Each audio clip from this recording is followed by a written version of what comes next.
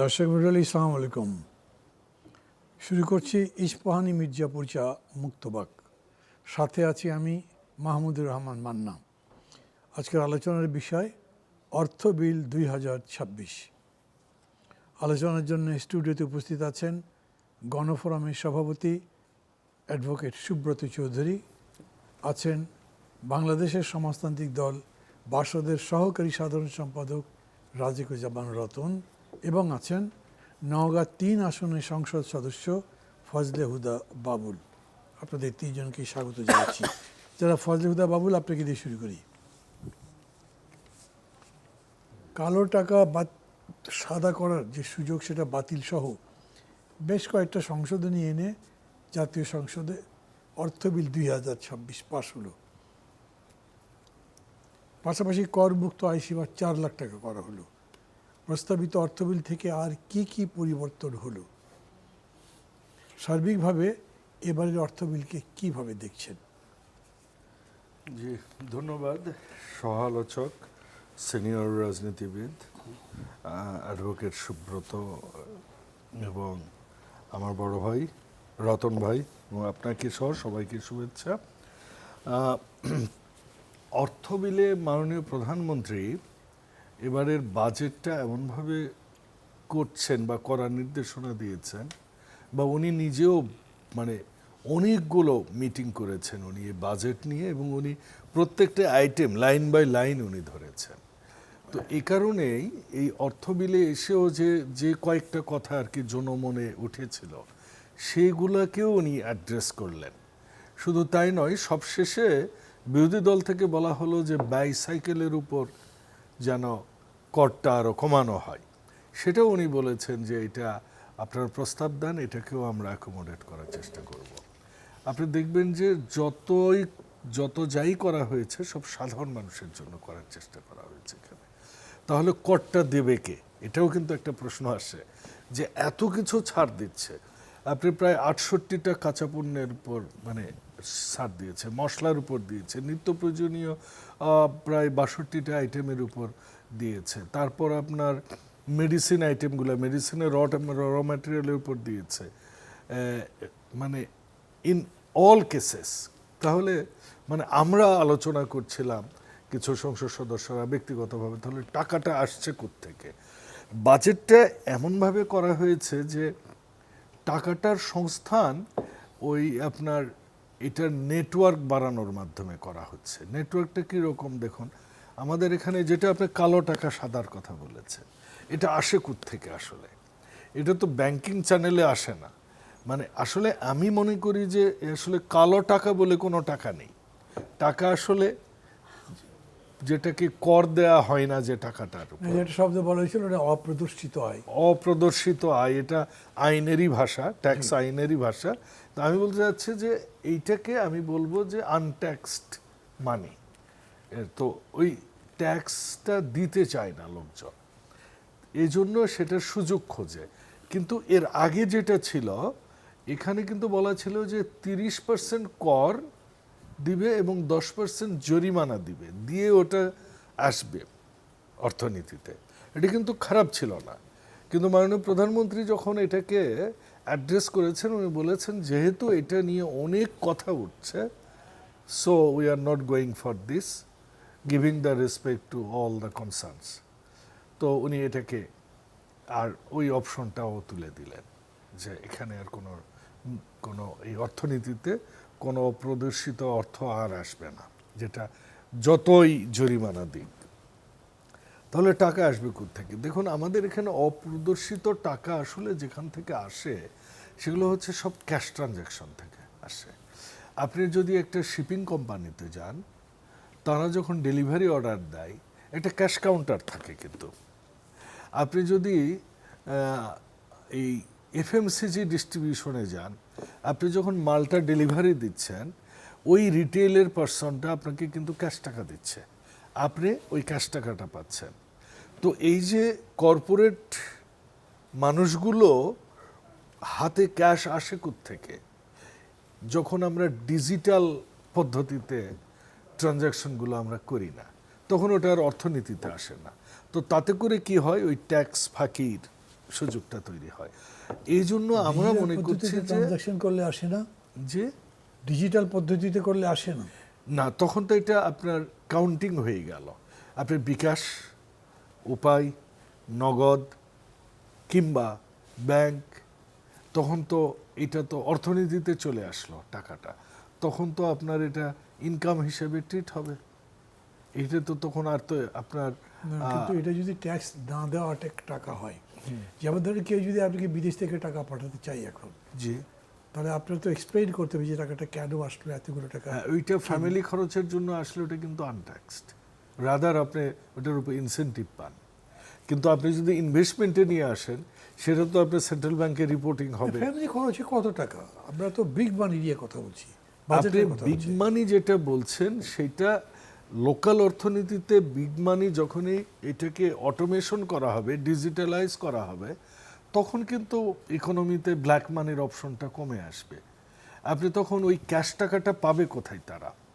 মনে করুন, একটু ধরুন, একটু খুব বাজে একটা সিচুয়েশনের কথা আমরা চিন্তা করি, যা আমরা তো বাংলাদেশিরা বা ভারতীয় উপমহাদেশে তো আমাদের বুদ্ধি অনেক বেশি, যেটা আমি ভারতে দেখেছি। ওখানেও কিন্তু ক্যাশ টাকা থাকে, ওরাও কিন্তু ডিজিটালাইজড হয়ে গেছে।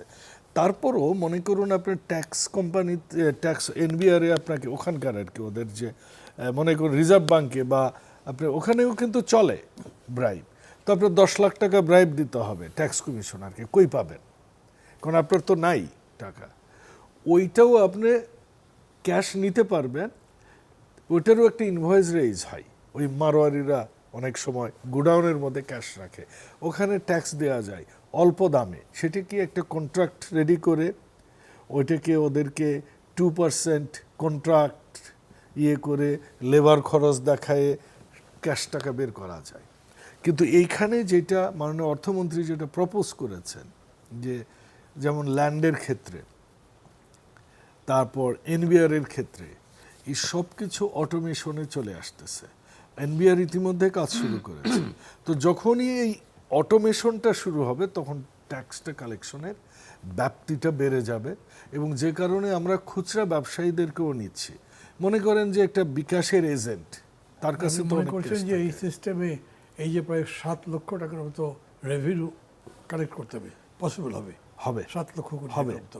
যদি ট্রান্সপারেন্সিটা নিয়ে আসতে পারে। এবং আজকে মাননীয় অর্থমন্ত্রী যেটা বলেছেন যে কর কাঠামোকে উনি ঢেলে সাজাচ্ছেন, এবং সবচেয়ে বড় কথা, প্রথম এবং প্রধান যে বৈশিষ্ট্য, সেটা হচ্ছে অটোমেশন করবে। প্রত্যেকটা কোম্পানির সাথে এটা অটোমেটেড, তারা সফটওয়্যারের সাথে এটা এনবিআর এর কানেকশনটা হবে। আসবো আপনার কাছে আবার। মানে একটা একটু নতুন ধরনের একটা প্রশ্ন, যদি কোনো ট্যাক্সের লোক নেই এখানে, কিন্তু তারপরেও যারা আছেন সবাই রাজনীতির সঙ্গে যুক্ত আছেন, আমি মনে করি কম বেশি সবাই হয়তো বোঝেন। জনাব রাজিকুজ্জামান রতন, 2 আসন, ব্রাহ্মণবাড়ির 2 আসনের রুমিন ফারহানা, বিশাল ঘাটতি বাজেট, কর ও ট্যাক্সে ভ্যাটের বোঝা, ব্যাংকিং খাতের নজিরবিহীন দুর্নীতি, স্বাস্থ্য শিক্ষা খাতের অব্যবস্থাপনা নিয়ে প্রশ্ন তুলেছেন। পাশাপাশি রাজস্ব আদায়ে বিশাল লক্ষ্যমাত্রা, সব মিলিয়ে কিভাবে দেখছেন 2026-এর অর্থবিদ? এই প্রশ্নটা রেখে আমি বলছি যে কথাটা যারা ফজলুল্লাহ বাবু রেখে গেলেন, এটার উপরে যদি আপনি বলতে চান, উনি মনে করছেন এই যে বিশাল ঘাটতিটা, এইটা অটোমেশন করে কভার করা যাবে। ধন্যবাদ। এবারের 9,38,000 কোটি টাকার বাজেটে প্রায় 6,95,000 কোটি টাকা তো আমাদের কর রাজস্ব থেকে আসবে। তার মধ্যে প্রায় 70% মতন টাকা আসবে আমাদের ভ্যাট, শুল্ক, এগুলো থেকে, যেটার প্রত্যক্ষ, এটাকে পরোক্ষ কর বলবো, কিন্তু প্রত্যক্ষ প্রভাব পড়বে সাধারণ মানুষের উপরে। আর ব্যক্তি খাতের যে কর, যেটা প্রত্যক্ষ কর, সেটা কিন্তু সব মিলিয়ে বোধহয় 32-33% কিংবা সর্বোচ্চ 38% মতো। ফলে করের আওতা সম্প্রসারিত করা হচ্ছে যখন বলা হচ্ছে, তখন মানে বোঝা যাচ্ছে যে সাধারণ মানুষের উপর নানা ফর্মে পরোক্ষ করটা নেওয়া হবে। যেমন ধরুন, আমরা বলছি না যে 60টার মতো পণ্যে কর ছাড় দেওয়া হয়েছে। আসলে কতটা পণ্যের উপর কর আরোপ করা হয়েছিল? করা হয়েছে 250টা, তার মধ্যে থেকে 60টাতে কর ছাড় দেওয়া হয়েছে। আমাদের কতটা পণ্য আমরা ব্যবহার করি? আমাদের যে মুদ্রাস্ফীতি হিসাব করে, তাতে আমাদের 383টা আইটেমে 749টা ভ্যারাইটির নিয়ে আমাদের মুদ্রাস্ফীতি হিসাব করে। যেমন ধরেন যে চাল, ডাল, তেল এসব মিলিয়ে আমরা যে বলি যে 9.8% মুদ্রাস্ফীতি হয়েছে। কিন্তু যদি আমরা সাধারণ মানুষ যে দরিদ্র মানুষ যে 37টা পণ্য ব্যবহার করে সেগুলোর মুদ্রাস্ফীতি যদি দেখি সেটা কিন্তু 15%-এর উপরে চলে যায়। কারণ সোনার দামে সোনায় কত 1% বাড়লে তো অনেক টাকা, টেলিভিশনে কয় পার্সেন্ট বেড়েছে, তারপরে আপনার মোবাইলে কত পার্সেন্ট বেড়েছে, ওখানে বেড়েছে তো 1%, কত 0.5%, আর এদিকে বেড়েছে 15%, সব মিলিয়ে গড়ে তো 9.8। ফলে মুদ্রাস্ফীতির আঘাত পড়ে কিন্তু এই সাধারণ মানুষ ব্যবহার করে যে সমস্ত পণ্য তার উপরে। এবং একটা বড় সুপার শপে একটা আমি খোঁজ নিচ্ছিলাম যে তারা কত আইটেমের পণ্য রাখে, তার মধ্যে প্রায় 50,000 আইটেমের পণ্য তাদের রাখে বিভিন্ন ভ্যারাইটিটা মিলিয়ে। তো ফলে আমাদের পণ্যের বাজারটা কিন্তু অনেক বড়, ভ্যারাইটিটা অনেক বড়। তার মধ্যে থেকে 60টা পণ্যে কর ছাড় দেওয়া হয়েছে। আমরা তাহলে দেখবো যে টাকাটা কোথেকে আসবে, 6,95,000 কোটি টাকা। তাহলে এটা তো ভ্যাটের আওতা সম্প্রসারিত হবে, নানা ধরনের বলবো যে একই জিনিসের উপর 4বার 5বার পর্যন্ত কর আরোপ হয়ে যেতে পারে। উৎসে কর, উৎপাদনে কর, ভোগে কর, এমনকি এরকম যদি বিক্রেতা যে ভ্যাট দেয়, ভ্যাটটা আসলে কার উপরে গিয়ে পড়ে, শেষ পর্যন্ত তো ভোক্তার উপরে গিয়ে পড়ে।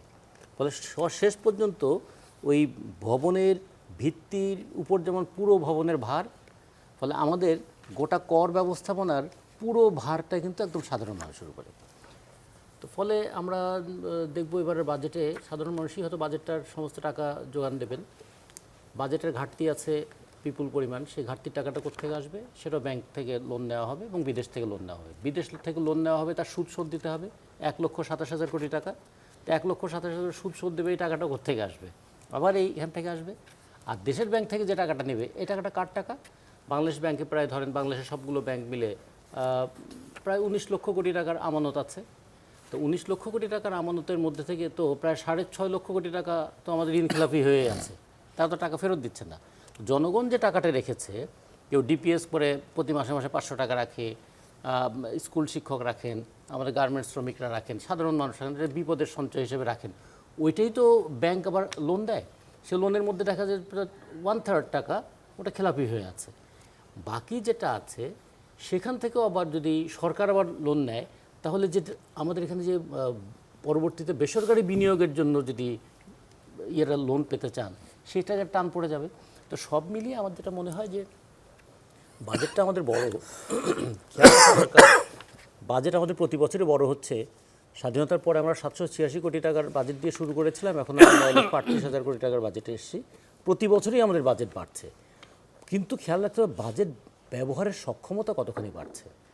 আমাদের বড় বাজেটের যে চমক আছে, কিন্তু বড় বাজেট বাস্তবায়নের ব্যর্থতার বিষয়টা কিন্তু খুব বেশি আলোচনা হচ্ছে না। আমাদের উন্নয়ন বাজেটে খুব বেশি যে বরাদ্দ বাড়ানোর সুযোগ তা কিন্তু নাই, কারণ আমাদের রাজস্ব বাজেটই তো অনেকখানি ব্যয় হয়ে যাচ্ছে, ফলে উন্নয়ন বাজেটের পরিমাণটা কম। ফলে দেশের যে নতুন ধরনের উন্নয়নের কথা ভাববো, সেগুলো কিন্তু একটু কমে যাচ্ছে। আর সবচেয়ে বড় যে বিষয়টা ভাবা দরকার, যে আমাদের ট্যাক্সেশন পলিসির মধ্যে প্রোগ্রেসিভ ট্যাক্সেশন পলিসি নামে পুঁজিবাদের মধ্যেও একটা বিষয় আছে, যে যাদের আয় বেশি তাদের কর বেশি, যাদের আয় কম তাদের কর কম। কারণ যাদের আয় বেশি তারা ভোগ করে বেশি, তাদের সামর্থ্য বেশি, তারা রিসোর্স মোবিলাইজ করতে পারে বেশি, রিসোর্স ইউটিলাইজ করে বেশি, ফলে তারা সেখানে কর বেশি দেবেন। কিন্তু আমাদের এখানে যাদের আয় কম তাদের রেহাই নাই, তারা করের হাত থেকে কোনোভাবেই বাঁচবে না, ইনডাইরেক্ট করের হাত থেকে। কিন্তু যাদের আয় বেশি তাদের কর ফাঁকি দেওয়ার সুযোগ বেশি, তাদের দুর্নীতি করার সুযোগ বেশি, এমনকি টাকা পাচার করার সুযোগ বেশি। সেটা দেখুন, শুধু একটু দেখি যে এত বড় একটা অভ্যুত্থানের পরেও 2025 সালে বাংলাদেশের থেকে কী অবস্থা, দুর্নীতির বিষয়টা কীরকম, সুইস ব্যাংকে টাকার পরিমাণটাও বেড়ে গেল। তাহলে অভ্যুত্থানের পরেও কিন্তু দুর্নীতিবাজদের লুটপাট করা বা টাকা পাচার করাটা কমে নাই। ফলে এই বাজেট সেই দুর্নীতিবাজদের কতখানি কন্ট্রোল করতে পারবে, সেটাও আমাদের একটু দেখতে হবে। সুব্রত চৌধুরী, বলুন। আজকে সংসদে প্রধানমন্ত্রী একটা দীর্ঘ বক্তৃতা করেছেন সমাপনীতে। জাতীয় গুরুত্বপূর্ণ বিষয়গুলোতে ঐক্যবদ্ধ হয়ে কাজ করতে বিরোধী দলের প্রতি আহ্বান জানিয়েছেন। যে কোনো মূল্যে তিস্তা পরিকল্পনা বাস্তবায়নের জন্য কথা বলেছেন। চীন সফরেও তিস্তা মহাপরিকল্পনা নিয়ে আলোচনা হয়েছে। সব মিলে প্রধানমন্ত্রী চীন সফরকে দক্ষিণ এশিয়ার ভূ রাজনীতি এবং বাংলাদেশের পররাষ্ট্র নীতির দৃষ্টিতে কিভাবে দেখছেন, এটা হলো আপনার কাছে প্রধান প্রশ্ন। তার সাথে যে বিষয়গুলো আলোচিত হলো আগে এটার উপরে যদি কিছু বলতে চান। ধন্যবাদ মান্না ভাই, আপনি আবার নতুন করে যখন শুরু করেছেন, আমি প্রথম আসলাম আর কি। পুরানো হয়ে গেল, আপনি প্রথম এসেছেন, বাট আমি পুরানো হয়ে গেছি অলরেডি। তো ওই কারণে একটু মজাও পাচ্ছিলাম জি। যে অতীতে জি জি জি আপনার পরিচালনায় আমরা করেছি, আবার গত এক দশক ধরে আবার আমাদের সাথে এদিকেই ছিলেন। তো ভালোই আপনার আসন পরিবর্তন হয়েছে। লোকজন ডাকলে আবার আমি ওইদিকেও চলে যাই। বিষয়টা হচ্ছে মাননীয় প্রধানমন্ত্রী এই পর্যন্ত তার চলন বলন আচার আচরণ অনেক চমক তৈরি করেছেন উনি, এবং জনগণও একটু আশা জাগা নেওয়ার মধ্যেই আছে। আজকে যে বাজেট বক্তৃতার কথা বলেছে, এটি সবসময় আমরা বলি এটা জনবান্ধব, আর উনি বলছেন জীবন বান্ধব। এই বাজেটটা, এটার মধ্যে একটা নতুনত্ব আছে। তা আমি মনে করি যে উনি এখনও পর্যন্ত সঠিক লাইনেই আছেন। জনগণের থেকে দূরত্ব সৃষ্টি করার জন্য জামাত যে চেষ্টাটা অপচেষ্টা করছে, সেটা আস্তে আস্তে দূরীভূত হয়ে যাবে। তো সে কারণে আমার মনে হয় যে উচ্চবিলাসী বাজেট বলি আর যাই বলি, নিশ্চয়ই উনি প্রথম এমপি, আবার এমপি হয়েই উনি প্রধানমন্ত্রী। এটা বিশাল ব্যাপার না? তো এত বিশাল একটা দায়িত্ব নিয়ে নতুন প্রধানমন্ত্রী হয়ে উনি তো অবশ্যই ভালো করার জন্য চেষ্টা করবেন, তার আন্তরিকতা। আপনি যে সফরের কথা বললেন, উনি তো ডাইরেক্ট চায়নায় চলে যেতে পারত, তাই না? ভারত তাকে আমন্ত্রণ জানিয়েছে, মোদি সাহেবের চিঠি আইনা জয়শঙ্কর ওনাকে হ্যান্ডওভার করেছে, হয়তো যাবে, কিন্তু উনি খুব কূটকৌশলের মাধ্যমে মালদ্বীপ হইয়া তারপরে চায়না গেল। তো কেউ বলতেও পারবে না যে উনি প্রথম চায়নাতে গেছে, মালয়েশিয়া। হ্যাঁ, তো মালয়েশিয়া ভারতের আগে চায়না গেছে। হ্যাঁ, সেটা আর কি, সেটা তো হইতেই পারে। এমন তা না যে ভারতকে আমরা দস্তখত দিয়েছি হাসিনার মতো, সুতরাং ওখানেই আগে যেতে হবে, সেটা না। তো সে কারণে আমি মনে করি রুমিন ফারহানা তো অনেক বক্তব্য দিয়েছে যে আমরা কী পেলাম। আচ্ছা শোনেন, এখানে পররাষ্ট্রমন্ত্রী সেদিন সাংবাদিকদের সাথে কথা বলতে উনি হঠাৎ করে কেমন যেন রাগান্বিত হয়ে গেলেন। এটা অ্যাকসেপ্টেবল না। তাকে প্রশ্ন করা হয়েছে আপনারা কী পেয়েছেন, কী এনেছেন, এগুলো একটু বলেন। এটা তো অন্যভাবে বলতে, যে আমরা তো প্রধানমন্ত্রী তো ভিক্ষুক হিসাবে যায় নাই, যে ভিক্ষা করে কিছু আনার জন্য যায় নাই। তো এইভাবে না বললেও পারতো এটা। এই জন্যই আমি বলি যে মন্ত্রিসভার কিছু কিছু সদস্য তারা যে অনেক সময় আমি কী বলবো, এগুলো ফাউল বক্তব্য দিয়ে সরকারকে একটা এর মধ্যে ফেলে দেয়। তো এই বিভ্রান্তিগুলো না করাই ভালো। তো আমাদের রতন ভাই যেটা বললো যে অনেক চাপ আসবে, আমার মনে হয় সরকার বা প্রধানমন্ত্রী এগুলো দেখবে। যেমন ওই যে মুদির দোকানের উপর ট্যাক্স দেওয়ার কথা ছিল, ওগুলো বাদ দিয়েছে।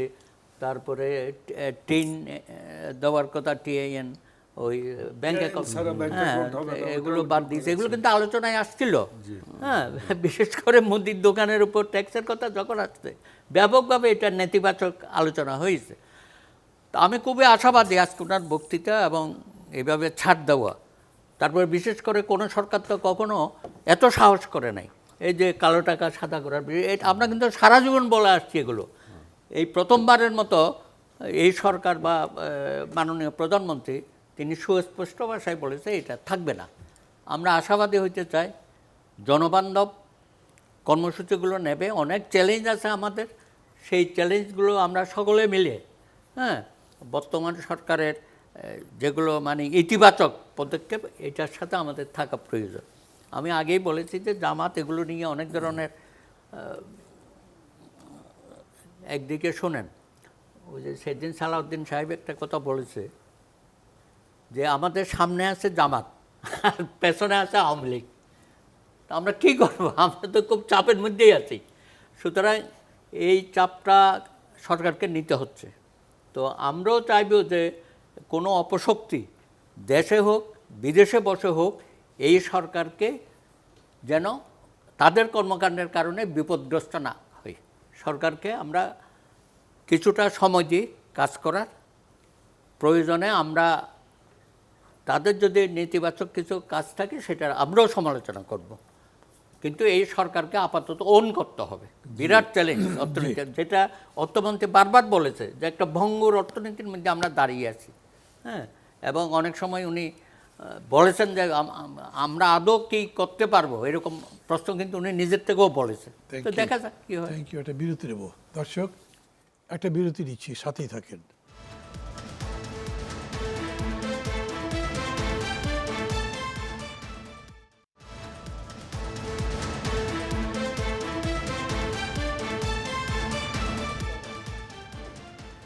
দর্শক, ফিরে এলাম ইস্পাহানি মির্জাপুর চা মুক্তবাকে। সুব্রত, আর কি কিছু বলবেন? না, কোন ইস্যুর উপর? না, তাহলে আমি আপনার কথা হ্যাঁ, শেষ হয়ে থাকলে আমি যারা ফজলুদ্দা বাবুলের কাছে যাব। বাজেটে মূল্যস্ফীতির লক্ষ্যমাত্রা ধরেছে 7.5, জিডিপি প্রবৃদ্ধি ধরেছে 6.5। চলতি অর্থ বছরে বাজেটে মূল্যস্ফীতির লক্ষ্যমাত্রা ছিল 6.5, কিন্তু সরকারি হিসেবেই মূল্যস্ফীতি প্রায় 10%। আর যেমন রতন বললেন না, যদি কমনারদের কথা জানা যায় মেবি 15% তাদের যে সমস্ত আইটেম। অন্যদিকে আন্তর্জাতিক ঋণমান সংস্থা ফিচের প্রবৃদ্ধির পূর্বাভাস 3.5%। খুব উচ্চাভিলাষী প্রোগ্রাম নিয়ে কাজ করছেন না আপনারা।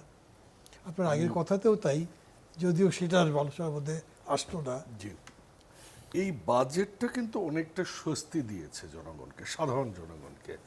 এবার বাজেটের পর কিন্তু আসলেও জিনিসপত্রের দাম বাড়েনি এবং কোনো স্পেসিফিক আমরা পাইনি এখন পর্যন্ত। আপনি দেখুন না, যেটা বলেছেন যে মানে বাজেটের পর বাড়ির মধ্যে কি বলছেন, দাম তো সব জিনিসেরই বেশি। যে তো ছিল, যা 100 টাকার কমে কোনো সবজি আছে কি? যে 100 টাকার কমে কোনো সবজি আছে? না, যেটা ছিল ওই জায়গায় আছে, এটা বাড়েনি। দেখুন, ওই কথা বললে তো ওই 87-88 বন্যার সময় মরিচও পেয়েছি ওই আমরা 300 পটেটোর সহ টাকা। 2-4টা সবজির দাম কম আছে, তাহলে সব বাড়তি না, দেখুন, সবজির দাম বাড়া মানেই যে জিনিসের তা দাম নয়, বাড়া, sure, জি। এটা আমি মনে করছি না। দেখুন, এখানে যে কথাটা আপনি বলেছেন যে মূল্যস্ফীতি, মূল্যস্ফীতি তো আসলে যে জিনিসটা আমরা মনে করছি সেটা হচ্ছে যে একটা বেজ টাইমের সাথে আরেকটা টাইমের মূল্য কম্পারিজন করলে আমরা পাচ্ছি যে হ্যাঁ, মূল্যস্ফীতি হচ্ছে। উনি যেটা বলেছেন যথার্থই বলেছেন যে সাধারণ জিনিসপত্রের মূল্যস্ফীতি বা খাদ্যদ্রব্যের মূল্যস্ফীতিটা স্পেসিফিক্যালি যদি আমরা নিই, এটা আরও বেশি। সেটাও হতে পারে বা হয়েছেও, ধরেই নিলাম সেটা সত্য, কিন্তু তার মানে এই নয় যে এটা কন্ট্রোলে আসবে না। আপনি দেখেন, এবার বাজেটে কিছু লক্ষণীয় বিষয় এসেছে। পরিচালন ব্যয় কিন্তু কমেছে আগের চেয়ে, কিন্তু উন্নয়ন বাজেট কিন্তু বেড়েছে এই বাজেটে। পরিচালন ব্যয় আগের বাজেটে ছিল কত, 72.7%, এখন এসেছে কত, 66.3%। উন্নয়ন ছিল আগের বাজেটে ছিল 27.3%, এখন এসেছে 33.7%। এই যে কিছু মেজার নেওয়া হয়েছে, যেমন আপনি বললেন যে ব্যাংকের উপর নির্ভরশীলতা। আপনি দেখুন, আগের ওই বাজেটে কিন্তু ব্যাংকের উপর থেকে ঋণের ছিল হচ্ছে 59%, এখন এটা 46% এসেছে। এখন এই জায়গাটাতে ক্যালকুলেশনে 46 করেছেন, কিছু যখন আপনি অ্যাবসলিউট ফিগারে বলছেন পাবেন না, তখন তো এটা থাকবে না, বেড়ে যাবে। না, মানে আপনি বিদেশি টাকা সহজ সাহায্য পেলেন না, দেশের মধ্যে কালেকশনও বেশি হলো না, তখন তো ব্যাংকের কাছেই যাবে। আমরা তো অলরেডি পাওয়া শুরু করেছি। আপনি দেখেছেন মাননীয় প্রধানমন্ত্রীকে কি রকম সম্মান দিয়েছেন চায়নার প্রধানমন্ত্রী এবং প্রেসিডেন্ট। কোনো ঋণ কমিটমেন্ট হয়নি, যে কোনো ঋণ কমিটমেন্ট হয়নি। এগুলা তো শোনেন, ইকোনমিক ফিল্ডে খুব কম। বিষয়টা হচ্ছে কি যে বিষয়টা হচ্ছে যে যদি ভালোবাসা পাওয়া যায় তো ঘর সংসার করতে তো বেশি সময় লাগে না। ওইটা সরি, আমি একটু আপনাকে, আপনি আপনার জায়গাটা বলে রেখে আমি আপনাকে একটু বলি। জি, এই কথাটা বোধহয় আপনাদের ফরেন মিনিস্টার বলেছেন খুব বেশি করে, যে ওই যখন একজন সাংবাদিক প্রশ্ন করেছিল যে কি পেলাম, জি, উনি খুব রাগ করে বলেছেন, খালি গিয়ে ফকিরের মতো গেছি, ভিক্ষা করতে গেছি, কি পেলেন, এটা কি প্রশ্ন করেন? আমরা যে শ্রদ্ধা যে আস্থাটা অর্জন করলাম এটা খুব ইম্পর্টেন্ট। ওইটাই মানে এই তাইওয়ানকে কেন্দ্র করে যে ঘটনাটা ঘটেছিল সেইটা maybe you have taken back, come back. সেটার থেকে মুক্ত এবং হয়েছে। তার সাথে সাথে উনি যখন বলছেন যে বাংলাদেশের স্বাধীনতা সার্বভৌমত্বের প্রতি আমাদের বিশেষ নজর থাকবে বা তাদের প্রতি শ্রদ্ধা রাখছি, এইটা একটা বড় মেসেজ দেবে টু আদার্স যারা আমাদের স্বাধীনতা সার্বভৌমত্বের দিকে একটা সেদ দৃষ্টি রাখে। ওদিক থেকে হয়তো এটা একটা বিরাট স্ট্রং success। পয়েন্ট। তো বিরাট ওইটা success। যখন থাকবে তখন অর্থ এমনি চলে আসবে, কিন্তু আমি এইটা ওইটাই কি? বুঝাইতে চেয়েছি। ওইটার বাণিজ্য অর্থ অটোমেটিক চলে আসবে। হ্যাঁ, চলে আসবে। কারণ দেখুন, আমাদের যদি আপনি ও ব্রিজগুলোর দিকে তাকান, আমাদের গত এই ফ্যাসিস্ট আমলেও যত কনস্ট্রাকশন, বড় বড় প্রজেক্ট, সবটাতে কিন্তু চায়নাই ফাইন্যান্স করেছে, এবং তারা তো অনেক আগে থেকে ইন্টারেস্টেড এই তিস্তা নিয়ে। আমার তো মনে হয় পদ্মাতেও তারা ফাইন্যান্স করবেন। So finance will not be an issue, because আমাদের দলের প্রতিষ্ঠাতা কিন্তু একটা কথা বলেছিলেন, money is not a problem. সে কথাটা এমন সময় বলেছিলেন যখন ওই ৭৪-এ দুর্ভিক্ষ, মানুষ খেতে পারে না, তারপরে কিন্তু যখন মজুদদারদের দখলে দেশ, ওই রকম একটা অর্থনীতিতে এসে কিন্তু উনি চাঙ্গা করেছেন। ম্যাডাম খালেদা জিয়াও কিন্তু দীর্ঘ ৯ বছরের স্বৈর শাসনের পর পেয়েছেন। কাজেই তাদের সন্তান আমার মনে হয় জনাব তারেক রহমান এখান থেকে খুব ইজিলি উনি উতরে যাবেন। এই জিনিসগুলো যেটা উনি ওই মূল্যস্ফীতিতে আমি আসছি, মানে এটা হলো আপনি এক্সপেক্ট করছেন, মেবি ইউ আর রাইট, আমরা চাইবো যে এটা ঠিক হোক, কিন্তু সফরের মধ্যে থেকে আপনি এরকম কিছু পাননি। একটা করিডোরের প্রস্তাব পেয়েছেন, which may be very good, আমি জানি, কিন্তু সেভাবে তো পজিটিভলি রিপ্লাই করেননি। আবার মংলা পোর্টের ব্যাপারে যেটা বলেছে সেটাও একটা বড় সিগন্যাল, কারণ এইখানে তো অন্য নদীর পার্টিসিপেট করার কথা ছিল বা তারা মেজর শেয়ারার হচ্ছে, সেই জায়গায় তারা আসছে। সেই অর্থে যদি ধরেন তাহলে এটাকে হয়তো বলতে পারবে ছাড়া। না, ওয়ার্ল্ড ব্যাংকও তো টাকা সার করেছে একটা, সবাই দিবে, সেটা কেন দিবে না? সেটা আলাদা আইএমএফ এর কিরকম টাকা, টাকা যেটা হয়? কিন্তু আজকে মাননীয় অর্থমন্ত্রী কিন্তু আজকে সংসদে বলেছেন যে কেন আইএমএফ, উনি কিন্তু ক্লিয়ারলি বলেছেন যে রাদার আমরা কন্ডিশনের সাথে আমরা একমত হইনি আইএমএফ এর টাকার কথা, উনি বলেছেন আজকে সংসদে। জি। ঋণ পাওয়া যাবে। দেখুন, এটা খুব মানে আপনি সাদা চোখে যদি দেখেন, সিঙ্গাপুরে ডিপোজিটের ইন্টারেস্ট রেট কত? 1%। আপনি টাকা রাখেন 1% পাবেন। দুবাইয়ে আপনি রাখবেন, কত পাবেন? 1% পাবেন। তারপরও মানুষ টাকা ওখানে নিয়ে যায়। এই যে আমরা যেটা বলি যে, জি, জি। বা যেটা ঘটনা, মানুষ নিয়ে যায়, ব্যবসায়ীরা ওখানে টাকা রাখে, সেফ মনে করে। এই কারণেই তো আমরা যদি পলিটিক্যাল স্টেবিলিটি দিতে পারি, সোশ্যাল নর্মগুলো ঠিক করার জন্য আমরা সোশ্যাল সিকিউরিটিগুলোকে খুবই হাইলি আমরা টেক কেয়ার করছি।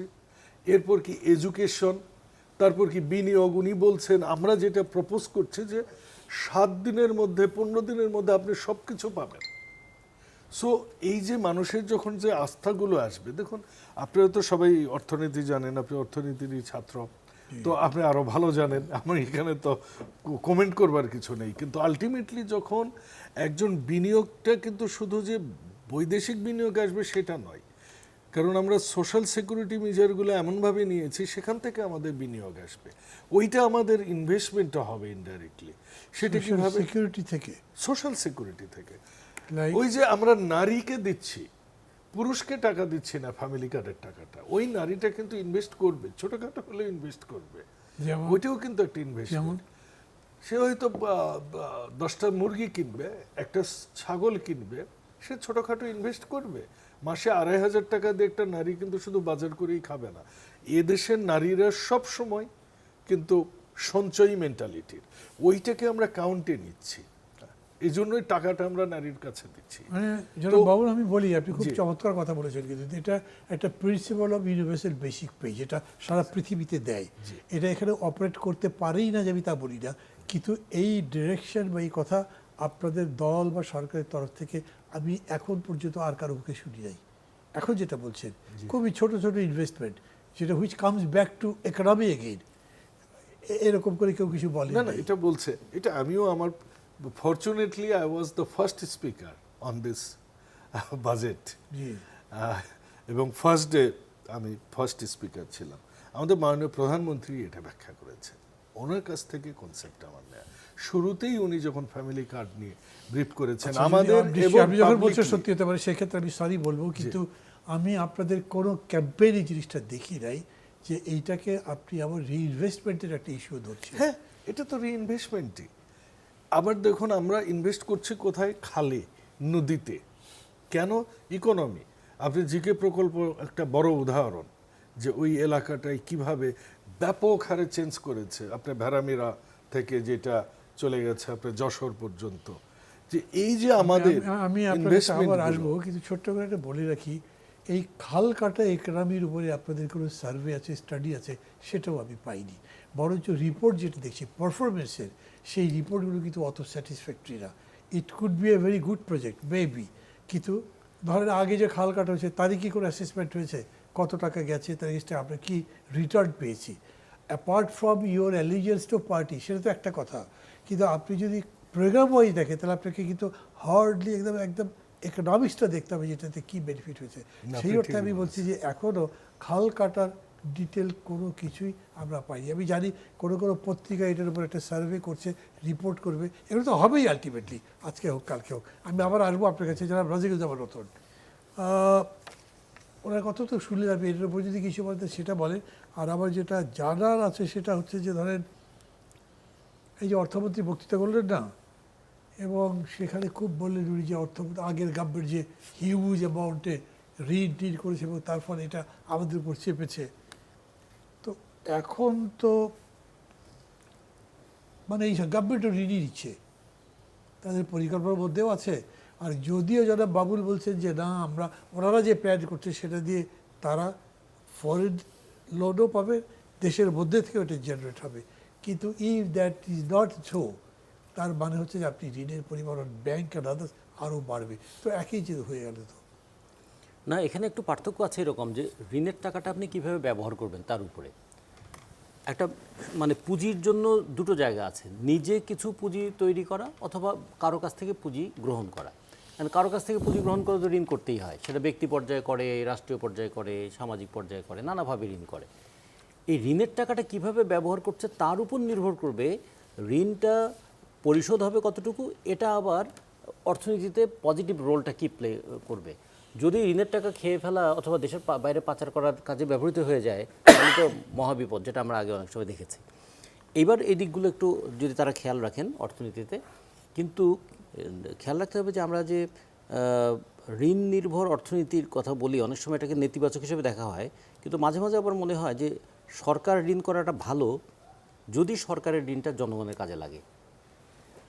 জনগণ ঋণ করাটা খারাপ, বরঞ্চ জনগণের এইরকম হওয়া উচিত, অসুস্থ হয়ে আমি ঋণ করে চিকিৎসা করলাম, আমি যে টাকাটা ফ্যামিলি কার্ডের মাধ্যমে পেয়েছিলাম, অথবা 3টা মুরগি পুষেছিলাম, অথবা একটা ছাগল পুষেছিলাম, আমার একটা অসুখেই আমার সব শেষ হয়ে গেল।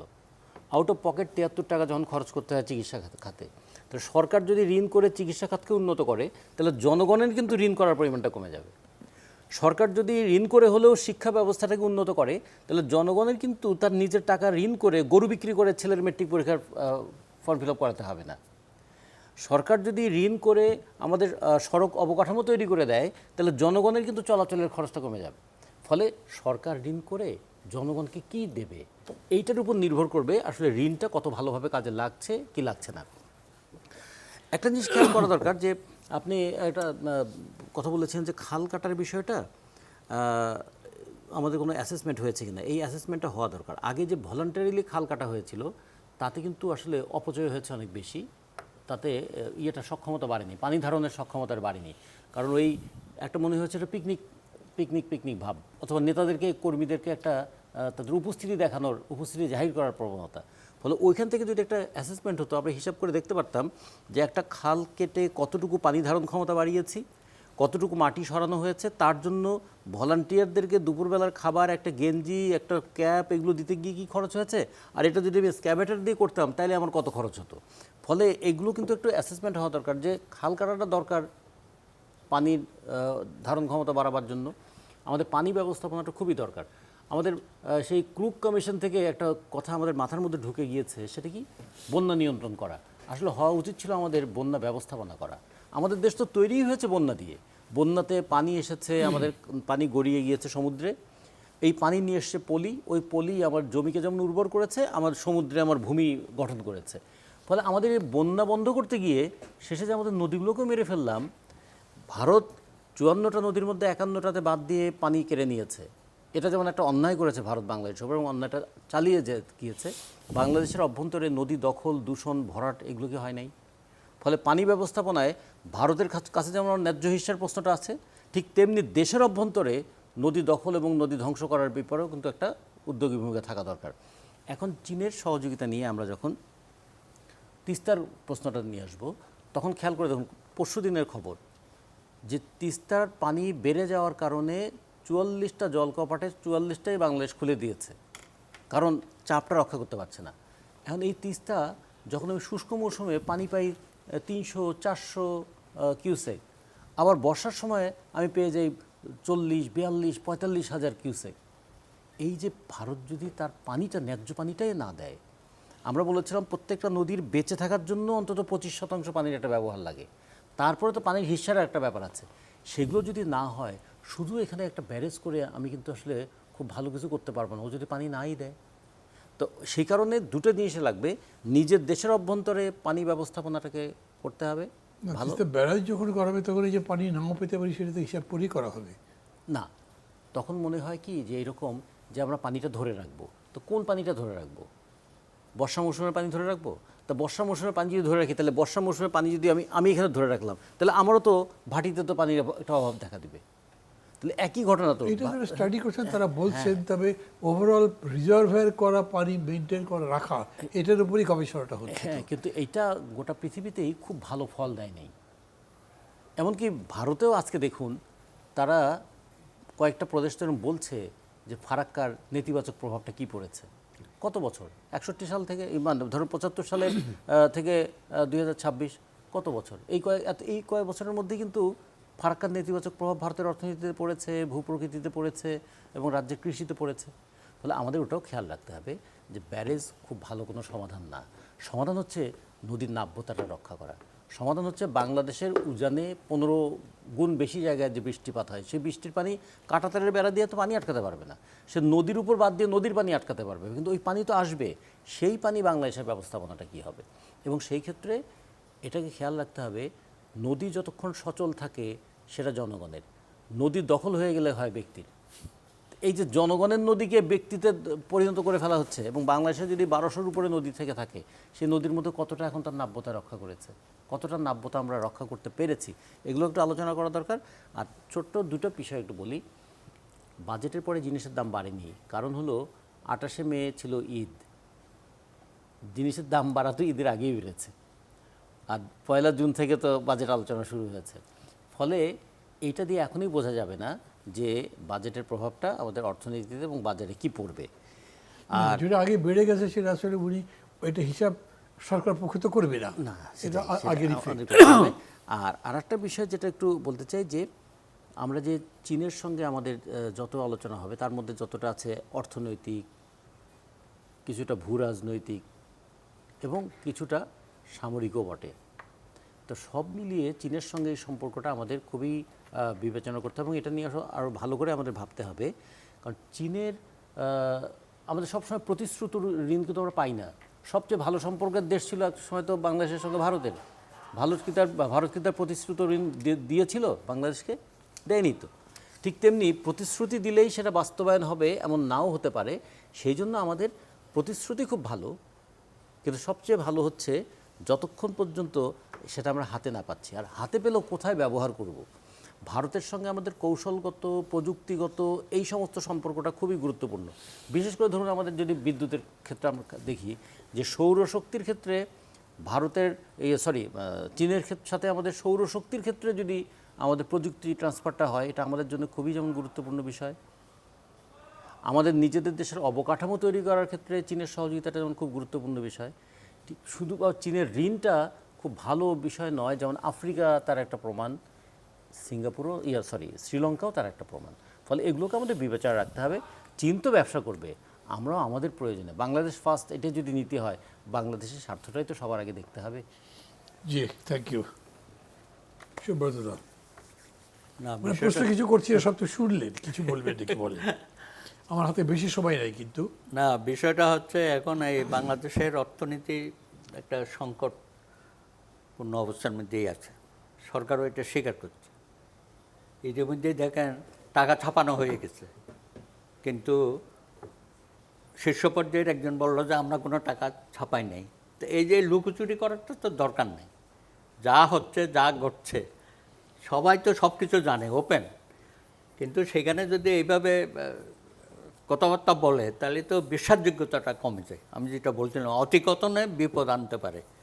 এই জন্যই যা হচ্ছে যা পাচ্ছি, প্রতিশ্রুতি বলেন বা ভবিষ্যৎ কোনো পরিকল্পনা থাকে, এগুলো খোলামেলা বলা উচিত, তাই না? এখন আমেরিকার সাথে এক চুক্তি করে বসা আছে 12 তারিখের আগে, 9 তারিখে বোধহয়। সেই বিষয়েও তো খুব বেশি সরকারের পক্ষ থেকে আমরা কোনো আলাপ আলোচনা, দিক নির্দেশনা আমরা দেখছি না। বলা হচ্ছে যে ওই চুক্তির কারণে আমরা পুরোপুরি সারেন্ডার করে বসে আছি। যদিও এটি ইন্টারিম করেছে, কিন্তু ইন্টারিম গভর্নমেন্ট তো বলেছে যে জামাতেরও সমর্থন ছিল, বিএনপিরও সমর্থন ছিল, এইসব কথা বলে বেড়াচ্ছে। তো আমার মনে হয় এগুলো পরিষ্কার করলে পরে জনগণের মধ্যে কনফিডেন্সটা বাড়ে এবং আগামী দিনে সংকট আরও বাড়তে পারে। কারণ গত 17 বছর যেভাবে লুটপাট হয়েছে, পাচার হয়েছে, আর্থিক প্রতিষ্ঠানগুলোকে ভেঙে দেওয়া হয়েছে এবং 18 মাসও ভয়াবহ কতগুলো পরিস্থিতি হয়েছে। ইসলামী ব্যাংকগুলো যেভাবে জামাত দখল করেছিল, তো সরকার তো চেষ্টা করছে। প্রথমত তার লোকজন নিয়োগ দিয়েছিল, সমালোচনার কারণে খুরশেদ বোধহয় তাকে বাদ দিয়ে আরেকজনকে দিয়েছে। তো এগুলো যখন সমালোচনা হবে সরকারের পদক্ষেপে, সেগুলো সরকার রিঅ্যাক্ট করা উচিত। সব কিছুকে তারা বিরোধী দলের ভাষায় কথা বললে হবে না। রতন ভাই যেটা বলছে যে সরকারের বিভিন্ন পদক্ষেপকে সমালোচনা করা উচিত, যাতে সরকার সংশোধন হয় এবং জনগণের সপক্ষে তারা কর্মকাণ্ডগুলো করে। তো এই কারণে আমি মনে করি যে বাংলাদেশ ব্যাংকের গভর্নরকে নিয়ে তো অনেক আলোচনা হয়েছে। তখন মনে করেছিলাম বোধহয় তারেক সাহেব মাননীয় প্রধানমন্ত্রী তাকে হয়তো পরিবর্তন করবে, কিন্তু পরিবর্তন না করে তাকে বসায় রাখছে। হয়তো উনি ভালো করতে পারেন, তাই না? তো সেটাও আমরা একটু দেখতে চাই যে অতীতের যারা গভর্নর ছিল তারা তো অনেকটা দলদাসের মতো কাজ করেছে, শেখ হাসিনা যা চাইছে তাই করেছে। তা এখনও যদি উনি সেই আগের দিনের মতো কাজ করে তাহলে তো কোনো ভালো ফলাফল আমরা পাবো না। তো এই কারণে আমি মনে করি আমাদের অর্থনৈতিক সংকটটা মোকাবেলার জন্য সরকারের আরও দৃঢ় পদক্ষেপ নেওয়া উচিত। আর আরেকটি কথা বলতে চাই যে বিভিন্ন ইস্যুতে বাংলাদেশে অ্যাভেলেবল যেগুলো এক্সপার্ট আছে তাদের একটা ওপিনিয়ন সব ক্ষেত্রে নেওয়া উচিত।